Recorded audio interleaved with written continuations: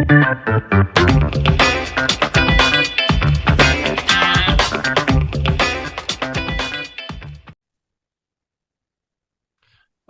right. Welcome back to another episode of the Real Estate Investing Club. Again, December 8th. I know this is the third episode that I've said it's December 8th, but we try to run through them on Fridays.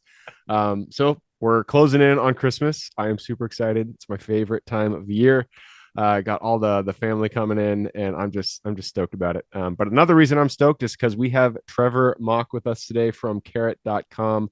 I'm sure all you guys who have been in real estate for a while know carrot.com. They crush it in the website space and the SEO marketing, that kind of stuff. When you need a website to get motivated seller leads, they're the people you go to. So we got one and only the Trevor Mauch, who I believe you founded the company, right, Trevor?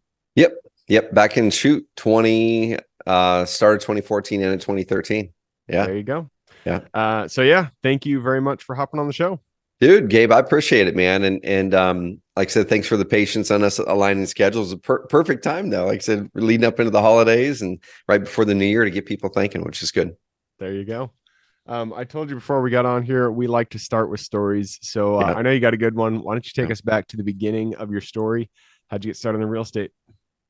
Dude, so I'll zoom back really quick. I want to set context for people so they kind of can see the little points that led up to today. So yeah, today own Carrot, like you'd mentioned, about 50 or 60 employees now between that company and Investor Fuse, the other software company we acquired, into the multiple 8-figure year revenue side of things. Then I buy I buy commercial properties mainly for the buy and hold side of things. So that's my investment strategy. Just now wrapped up an investment. Actually, today we close next week on the loan of a building that we're doing over in Richmond, Virginia, with a partner of mine, Danielle Clayman. And so that's where I usually do the investment side. So let's go all the way back, man. So I got my first property in 2004.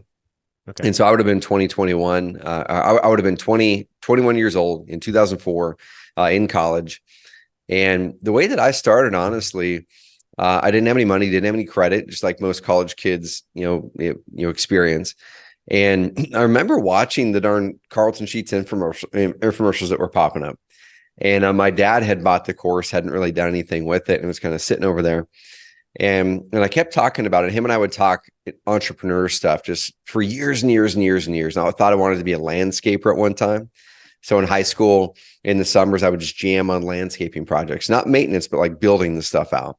And I'd go up there with my notepad and kind of draw out what we could do with their landscape. And I get a bunch of my buddies on a weekend and we would just jam out that project. And that was pretty cool because it showed me how to sell. Right? I would literally go up to a house that had a crappy yard and I would draw on their porch on a piece of paper. And I would say, hey, what if it looked something like this? And I got a few people say yes. So that was interesting. A lot more people said no. But I learned I didn't want to do landscaping because I was picturing going, man, I can't do this. I can't picture myself doing this hard work like this for the next 20, 30 years.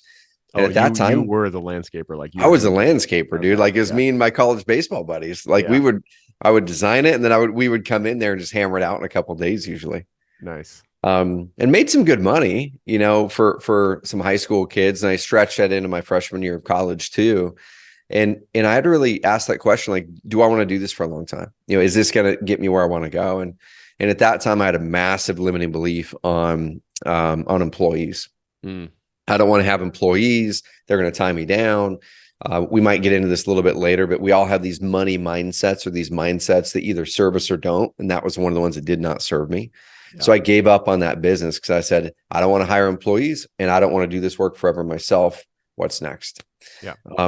So went into college, thought I wanted to be an attorney, actually, Gabe, because I had I was going to. Yeah, dude. So I had an amazing college professor. His name was Ari DeGroot. He recently passed away, unfortunately, but just such a inspiring guy. Number one, like it should have been the most boring class in college, business law, but he was going up there teaching business law and he seemed excited about it. And he was teaching us business law through his real estate deals. Oh, nice. So he bought and hold apartment buildings and duplexes and triplexes and stuff like that. And he was just kind of showing us some contract law and he would bring up some of his deals and his contracts and we would learn through that. And dude, I go, man, if that guy's that excited about life when he comes in here teaching these classes, I want to do what he's doing. I want to be an attorney and I want to be a real estate investor. And I got half that right. I flunked on the LSAT, man. I got a 4.0 in college, and I did so bad in the LSAT 2 different times. I couldn't get LSAT's into any school. Ooh, yeah, it's a tough test. I Yeah. actually liked prepping for it, but once I actually went to sit for it, it's a stressful thing to do. Man, it was the hardest test I'd ever taken, and I'd always been a pretty good test taker. Hmm. And I got a bad score the first one, so I took the whole prep course. I had to go up to Portland, and they Yeah, guaranteed a better score, your money yeah, the back. Princeton Review, right? Yeah, man, and I got a worse score on that next test, and I felt so bad There's I all the didn't even go pressure. ask. Yeah, I felt so bad I didn't go ask for my money back. I'm like, I don't deserve to get my money back in this. I did so bad. So that kind of set the stage for me. And in that year, my dad had that course, and he came to me one day. He's like, "Hey, if you're serious about doing this real estate thing, I'll give you this Carlton Sheets course, and you won't have to pay for it if you do a deal, if you buy a property within the next 12 months. If you don't get a property in the next 12 months, you got to give me $500, which I didn't have much money, That's right? a I had a that's a little bit of money from my landscaping thing, but that was about it. it's a good strategy on your dad's part, I feel like. Dude, it worked well. And so I took the challenge and ended up going to the courthouse and finding properties that meet certain criteria. Ended up getting a fourplex as my first deal, no money down, 100% Carlton Sheets thing, cash flowed from day one.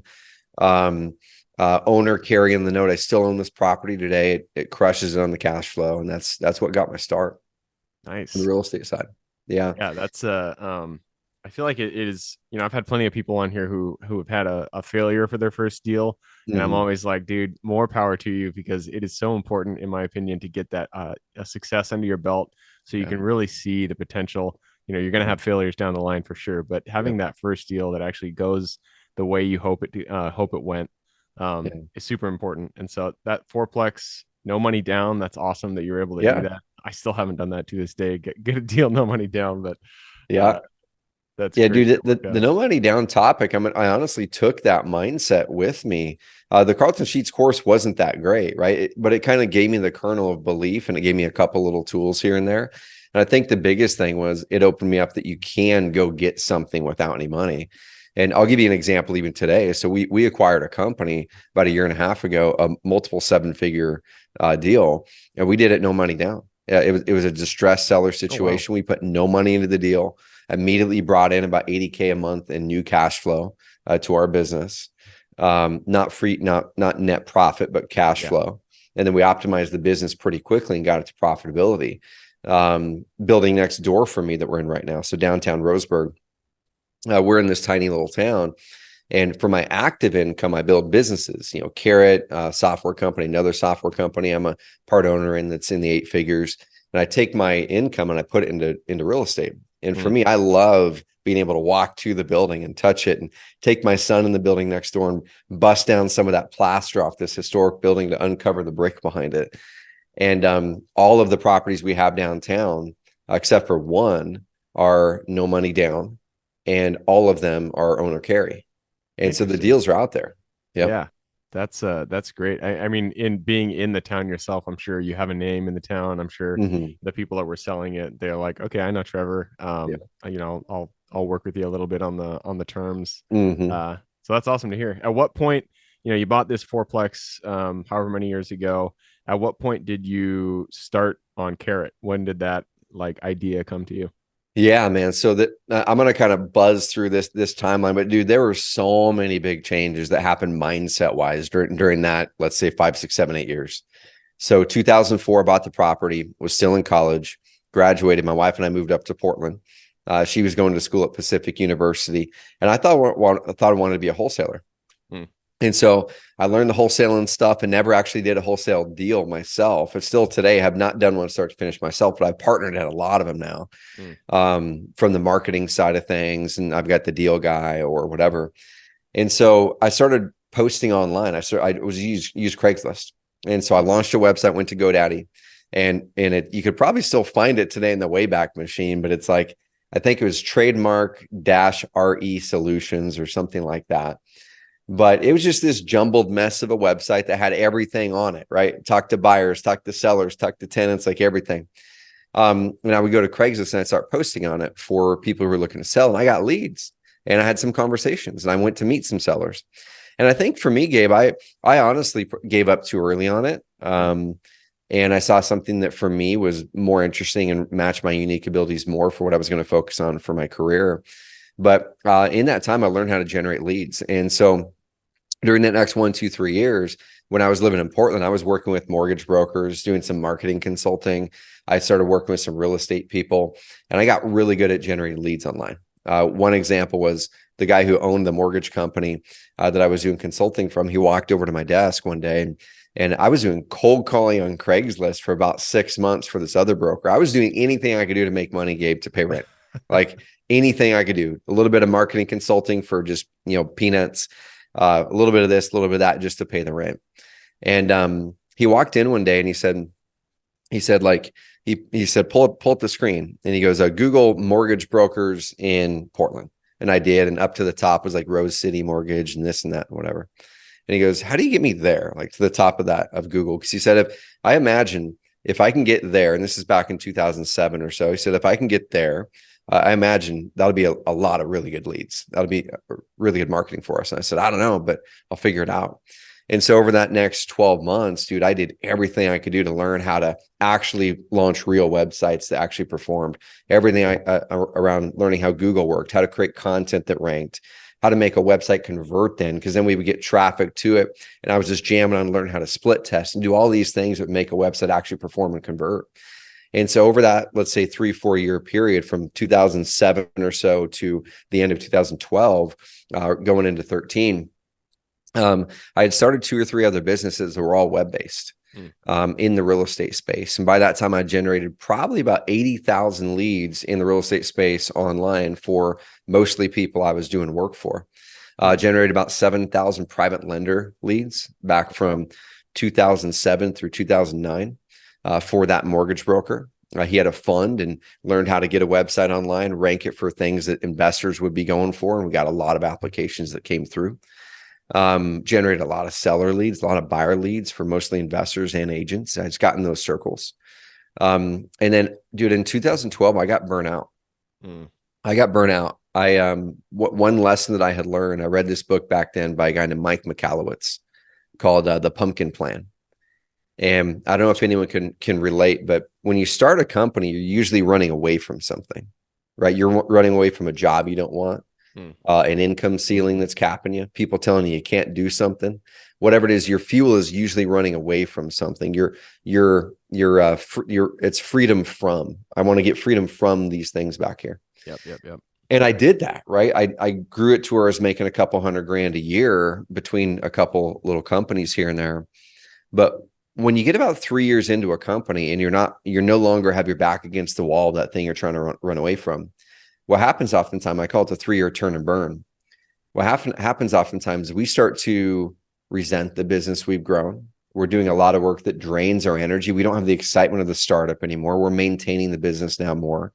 And you look back week over week and you just go, man, I don't want to do the work in the business that I'd created for myself. And at that point, like I said, this is 2012, 13. I've been doing a lot of marketing for people, generated a lot of leads. I had a bunch of websites up for investors for private lending leads and some other things on this very side project. It wasn't making any money. It was more of a favor. And I hit this, I call them pain lines now, but I hit this pain line and I didn't recognize that when you hit these pain lines at 3s and 10s in your business, 100,000, 300,000, million, 3 million, 10 million, 30 million, you hit these pain lines. Interesting. Yeah. And dude, the pain line that I was experiencing was that $300,000 pain line. I didn't know how to delegate. And so I did everything in the business except for a couple of things my business partner did. And I also didn't recognize, Gabe, that this is what I fully build myself on now. And then I'll tell you how Carrot came out of this. It's kind of like the Phoenix rising out of the ashes thing. I also followed a lot of advice. That's good intentioned advice, but for me, it was bad. And the advice that a lot of people get is this. Okay, draw a line down the middle of the paper. On one side, write things that make me money that I'm doing, things that don't make me money that I'm doing. And now circle all the things that don't make you money that you're doing in your week and find a way to delegate those or say no to them or whatever. And focus as much time as you can on the things that make you money, right? I did that. The challenge with it is a lot of the things that made me money drained my energy. I didn't like it. Right. So, but people told me that I was good at them. They paid me well for those things. And so I would do more of them. The more things you step into that drain your energy, it doesn't matter if it makes you money or not, the more you're going to hit this pain line and eventually self-sabotage or move back to what was comfortable. Yeah. And that's what happened. That's what I did. So in that period of time, man, I had 4 different companies, a couple investments, 2 of them died, had my main company that was making some money. And I just read the pumpkin plan. I'm like, dude, I got to trim it down. I'm not enjoying life. I got to trim this down. I trimmed everything down to one consulting client. And then I said, I'm going to figure out what's next. And what's next became Carrot. Once I had time and space to just clear the deck and say, I'm starting new. And that year I went from $250,000 net on my taxes to 2012. My tax statement found it a few weeks ago in the garage is 27 grand. Nice. So 90% That's cut in income. a big jump, yeah, or a big Yep. dip. Yep. But I took that skill set of real estate, generating leads, had these websites that were sitting here, and I saw an opportunity that was way bigger once I had a chance to trim down all the distraction and launched Carrot at the end of 2013. Yeah. Yeah. What you said about that pain line, that really resonates with me. And I see that in my own, career. Not as far as you are, but I see that kind of, you get to a point where what motivated you earlier is it doesn't motivate you anymore. Yep. Money, especially, it's not a huge, for me, it's not like a huge motivator. And once I get to a certain point, I have the money I need. And so getting more isn't necessarily better. And so you get to a point and you realize, like, okay, even if this is going to make me a lot of money, it's not necessarily what I want to do. And so you have to change your paradigm, change your goals, your purpose, and realign your actions to the things that actually bring you energy. And I do feel like, I love that you said energy, because in my own life, I feel like that is the thing that's the true currency almost. Yep. It's, when you are doing things that bring more energy to you and your family and the people you're working with, that's the goal. That's the thing you're trying to go for. So and the real key, I'll kind of drop a little nugget on the energy side. The real key is recognizing the things that give you energy. Like, you have more energy when you're done doing them than when you started, and they make you money, right? So podcasting, back in 2016. So Carrot's already started about that time, where, multiple 7-figure company at that time. And I got to another spot where my energy was just getting drained. It was the next pain line between that 1 and 2 million that I needed to solve to get up over 3. And that's a whole different pain line. 1 to 2 million. It's a different solve, a different type of delegation, a different change in communication in your company than the $300,000 one, then the 3 million one, then the 10 million one. And on the energy side, you always continually have to prune the things that drain your energy. It's not a one-time thing. It's like, I do it quarterly. And every quarter I have this process I call the energy audit. And you guys can get the energy audit. It's just a worksheet, no opt-in required. I believe the team has no opt-in required still. Just carrot.com/energy. It's a 1-pager. I believe I might have a video up there with it now, but I'll go through that every quarter. Or if I just get to a spot, Gabe, where I'm kind of getting to the spot where I'm like, man, too many weeks in a row, I'm not loving the week I had, I'll pull out that energy audit. And you draw a line down the middle of the paper, same thing, but now you're changing the things on the top. Now I put energy give, energy drain. And then I'll do, on the energy drain side, write anything on that list on an average week you're currently doing that drains your energy. Anything at all, business, personal, all of it. On the energy give side, this is where it's key. Write down the things that give you energy, even and especially if you're not doing them right now, but they give you energy. Okay. And write that list down. Then you go back over the energy drain side and you circle 1 or 2 of the things that drain your energy the most, and write down how many hours a week approximately you put on those things. Let's say you've got one thing that's 4 hours a week, another one that's 7 or whatever. That's 11 hours right there. Gabe, for me, when I go into a quarter, that's the very first project I do now. And with my executive assistant, that's her primary job, is to take those 2 things, work with me, and figure out how to get them off my lap. It's either a process or delegating it or just saying, no, we're not doing that anymore. Yeah. And as soon as I got that 11 hours back, I go to the energy give side. And I do this before I create those processes for motivation. I go, once I get those 11 hours back, I'm going to now put these 2 things in my life. This is my reward, this thing over Heck here. yeah. And then you're just continually trading out all the time. And in that period, I went from 20% energy give, 80% energy drain. No wonder I wasn't wanting to do the work Yeah. in the job I'd created, to about 2 years later through continual quarterly pruning. It was 80% energy give. Nice. And at that point, when you're in your energy and you can really focus on the things that you're great at and drive revenue, that's when my income way more than 10x over 5 years. Nice. And blew through the 7 figures and into the 8 figures. Nice. Yeah, I love that model. And for anybody who is interested, I just pulled it up. Carrot.com/guides/energy. That's where you can get that sheet he was talking about. But yeah, I love that model. I it's not something I do right now, but I think it's something I'm definitely going to have to do. I'm gonna have to get that sheet that you have there. Yep. But hey, I just took a peek at the clock. This is a shorter podcast, unfortunately, so I am going to have to move us on a little bit. Let's do it. Before we move on to the quick question round, we've been talking about your journey up till now. We've talked about Carrot, but I want to know on the real estate side, Carrot, it is real estate related, but of your actual investing, what are your goals right now? What are you looking at? What is your goals for 2024 for your active investing side? Yep. Yeah. So what I do, I'm a buy and hold guy, and except for my local stuff here in Roseburg, which I'll kind of tell you about really quickly, everything else is me being a minority partner in bigger deals with people I trust. So the one over in Richmond, Virginia, that's a pretty big development with, I think it's 60, 70 high-end apartments on the top. We're going to take 10 of them, make them Airbnb, and it's going to be commercial down below. It's in a real up and coming spot of Richmond. And so with those ones, I'll find those amazing operators, and I will invest in these deals where I put the capital in. We get it back in 2 to 3 years. So I get 100% of my capital return, get to keep the equity, get the big depreciation write-offs, get the cash flow. And I'll do that. I'll usually do 1 to 2, 3 of those a year, where I'm just keeping big chunks of cash, put them in. No, I'm not going to get it back for several years, but then stacking those up. And you're not getting the rewards now, but that's with the portion of my portfolio that I don't need the capital now. I'm investing for big, big gains in the future. And that's where a lot of people forget that. So the other part now that is kind of more hands-on is down here in Roseburg. Any downtown and rural usually is a little bit challenged unless you're in a really, really hyper cool spot like a Napa or whatever, right? Where there's a lot of tourism.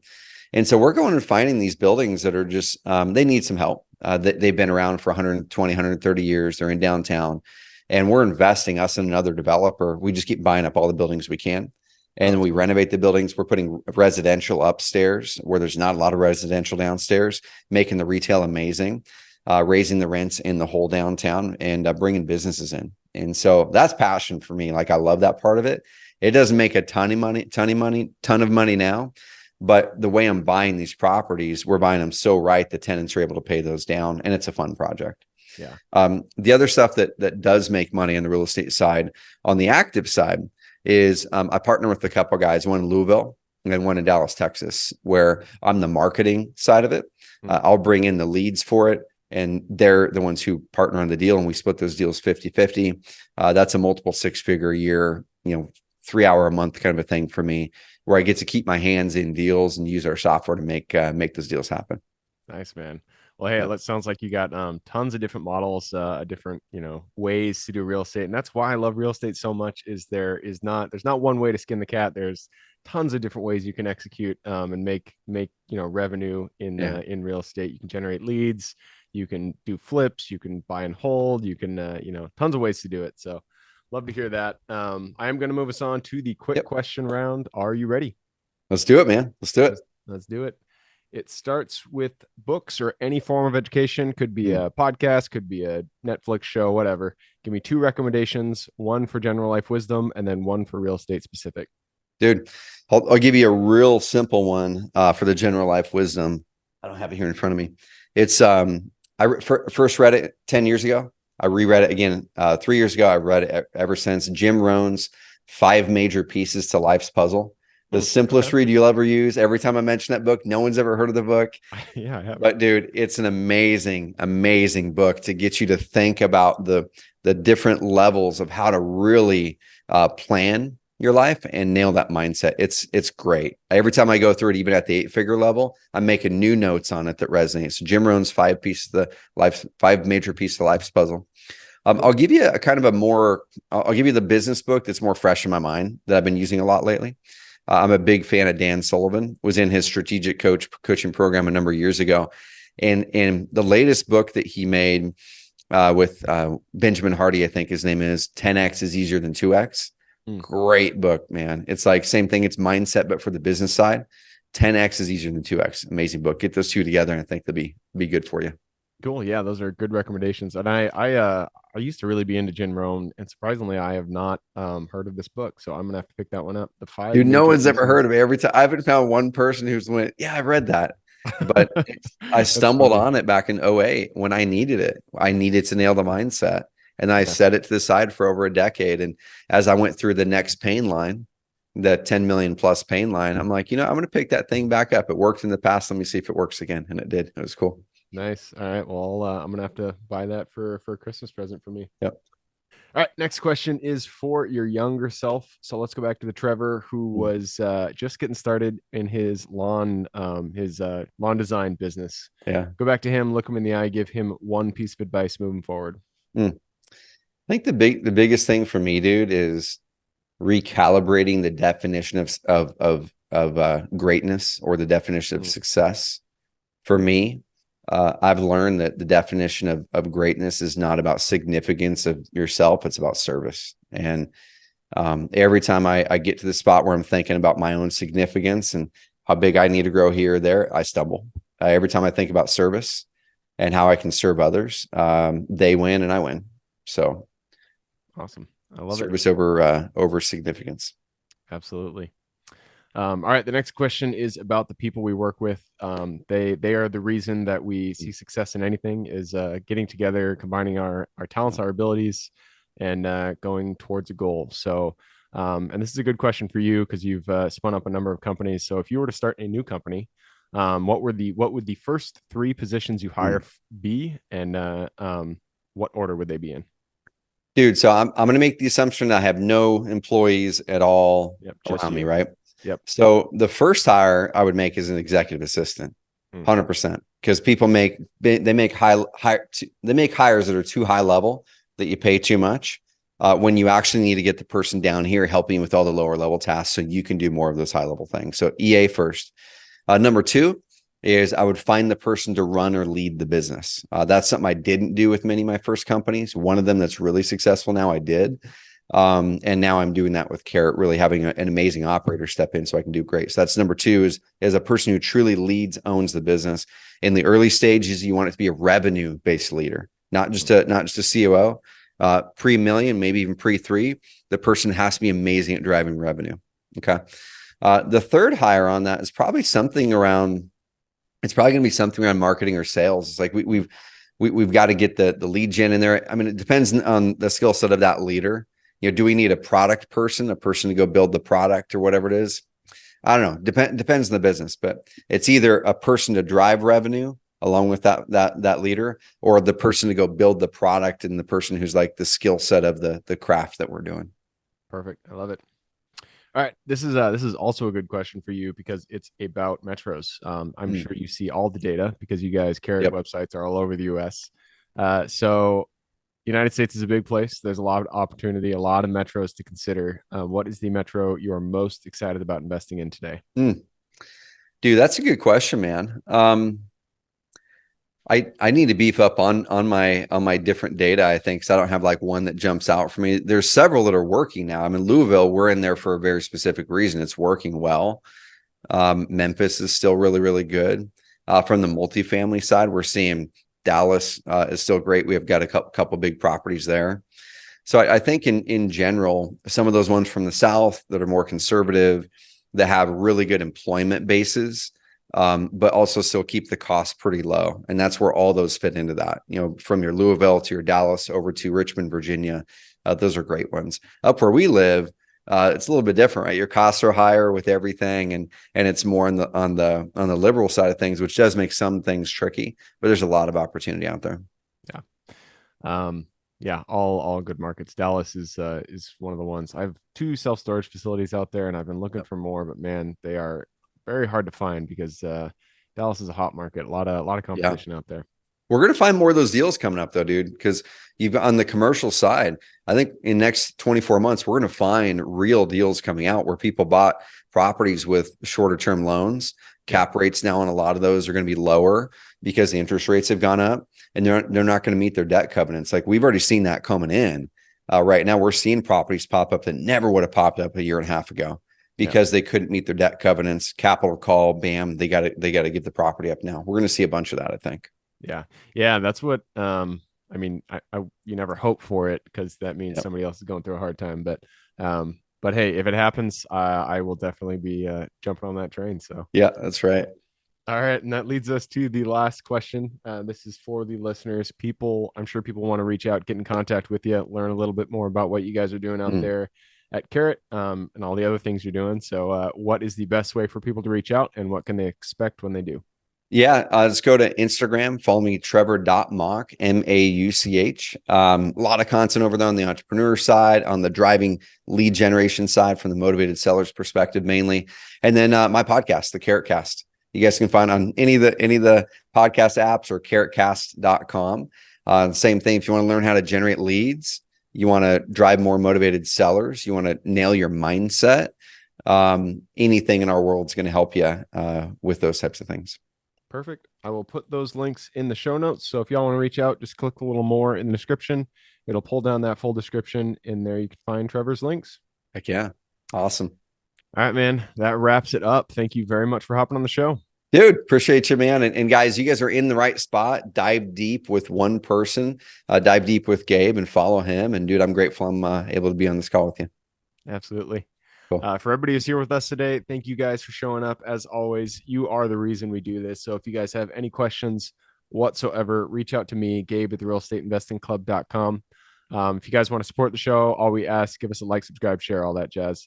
Other than that, I hope you guys have a great week. Keep rocking real estate, and I look forward to seeing you on the next episode. Awesome.